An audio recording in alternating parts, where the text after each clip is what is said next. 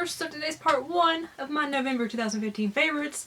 If you don't know what my favorites are, every month I split a video up into 2 parts basically, and I say what my favorite books, music, TV shows, games, YouTubers, etc. is. And I always put links in the description box down below so you can go check out everything I mention if it sounds interesting to you. So let's get started, and I do have to say this first part is going to be very lacking, I guess, because I haven't really done a lot, and I'll explain that in a separate video. But, gosh, why am I out of breath? I shouldn't be out of breath. First up, let's talk about the movies I watched that I really enjoyed.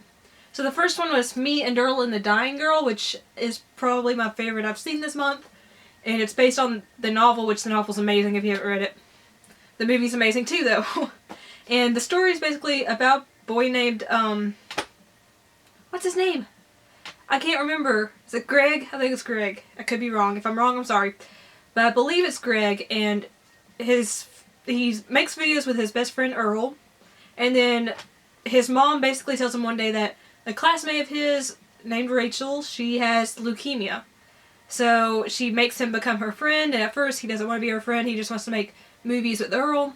But then, you know, you see their relationship sort of form. But the thing is, this is not a romantic movie. This is purely about friendship.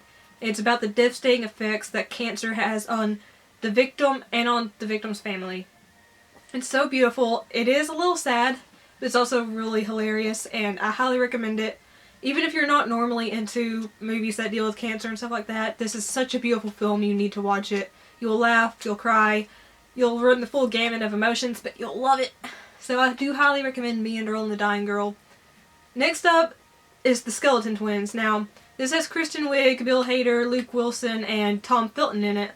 And I know the first 2 actors I just named are mostly comedians, but this is not a funny movie. There are certainly funny parts, but it's very dark humor. And a lot of people don't like that kind of humor. I do. But it's a story of 2 twins. 2 twins. Of course, they're 2 twins. Because, you know, whatever. Anyway, twins. And they're both very depressed. They're both not living the life they want. And the sister, you know, she's going around having a lot of affairs. Because she is married to Luke Wilson's character. But she's going and having affairs with other men. And then the twin brother just has gotten out of the hospital for trying to kill himself. So you see their relationship and their struggles, and it is, like I said, there are some funny moments. For such a dark film, there are some funny moments. It is a very dark humor, though. So I do have to say, this is not a typical comedy, it's not a typical drama. It's a mixture, but it's very dark. So I do recommend it if you like that kind of humor. And lastly, there's a movie. Okay, this movie is so, I don't know if it's intentionally funny or not. It's supposed to be a horror movie. It's called Housebound. Now, this is a New Zealand horror film, but the thing is, it's not very scary. It's more funny than anything else. So the story is basically about a woman named Kylie.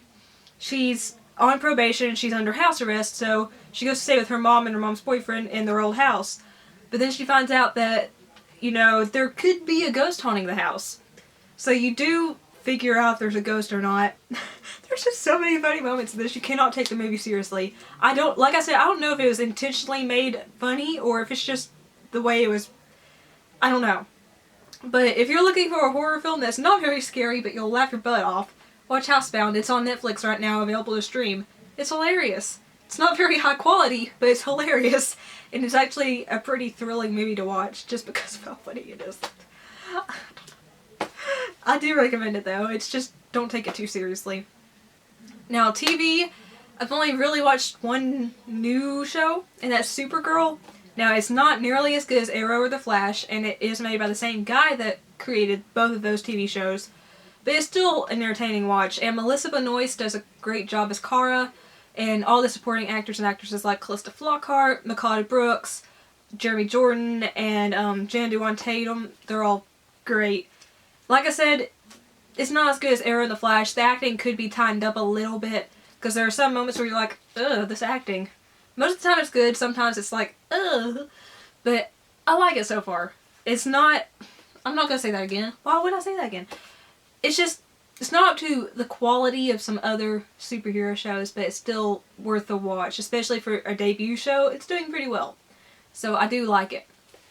Now, moving on to the game, I love that's Rise of the Tomb Raider. Yes, I do have it on Xbox One, even though I've played every other Tomb Raider game on a PlayStation console. But the thing is, it's not available for PS4 right now. It's a timed Xbox One exclusive until sometime next year. They haven't released a date, and then it'll move to PS4 and PC. But this is phenomenal. This is the sequel to the reboot that came out in 2013. This follows Lara when, like, after the fact of the first game, like, after that story. She is raiding more tombs in this one. You still have to find the tombs. They're totally optional, but there's a lot more and they're way more detailed and puzzle-oriented. But it's amazing. This game's amazing. The story is pretty good. It's not like a story that'll blow your mind, but it's a really good story. I say it's basically on par with the first movie. First movie? Really? Really? First game. First game. I'm getting my media mixed up right now. It's a fantastic game. I do recommend it. If you're thinking about buying it but you're not sure, this is like a must buy. Trust me. It's fantastic. Even if you're not a lifelong Tomb Raider fan like me, this is still a really good action game. Like, if you like the Uncharted series and you haven't played Tomb Raider, play it. Play it now. Because it's fantastic. The combat is a lot better in this one too, over the reboot. Just play it. I can't extol the virtues of this enough. It's just fantastic. Now, all the music I enjoyed will be in the description box down below under the playlist. And for YouTubers, since this is the month of thanks, for Thanksgiving, you know, get it? I'm going to say that everyone I'm subscribed to, which is visible, I have a public subscription list, they're all fantastic. So if you need someone to go watch, go to my subscription list, look at all the fantastic people, and check them out. I know I'm totally not helping you at all because there's a lot of people I'm subscribed to, but they're all fantastic. And I'm mostly subscribed to people that are into gaming, movies, TV shows, and like do subscription unboxings and Funko Pop unboxings and stuff. So if you're into that, my sub list will cover you. So that is it for this month's favorites. Like I said, there's not a lot just because it's been a pretty tough time lately. But they're there if you like what you heard, which I wasn't very good at describing things. They're in the description box. And if you're not subscribed yet, please subscribe because I love my Alycats and I love to make these videos. So please subscribe. It means so much to me. And like the video if you liked it. Let me know down below what your favorites are this month. Favorites of your friends and family can see me. Share me as long as you do it nicely. I can't think. I'm being so weird right now. I'm just gonna go. I love each and every one of you so much. Peace and kisses. Bye.